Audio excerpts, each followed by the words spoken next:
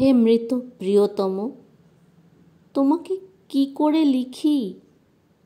অবহেলা ছাড়া কিছু তো জমা করিনি।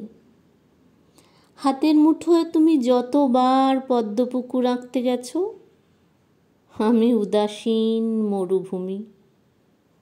অথচ তোমার দু চোখে সুগন্ধ জ্যোৎস্না ছিল, আমাকে গোধূলি ঠোঁটের চুম্বন দেবে বলে। তুমি অন্ধ হলে। অন্ধ হলে প্রেমিকার পায়ের আলতায় যে মেঘের রক্তপাত, সেগুলো দেখা যায় না। তাই চোখে গোলাপ জল ঢেলে ঢেলে তুমি সাজিয়ে দিয়ে গেলে গোধূলি গুহার চিতার আলো।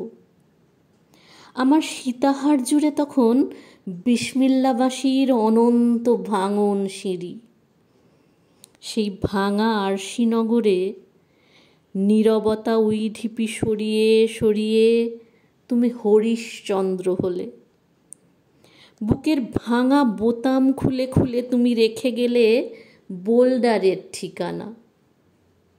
তোমাকে আমি কি করে লিখি? অবহেলা ছাড়া কিছু তো জমা করিনি। অবহেলা দিয়ে কি কোনো শোক হয়? হয় কোনো বিধবা জ্যোৎস্নার তর্পণ?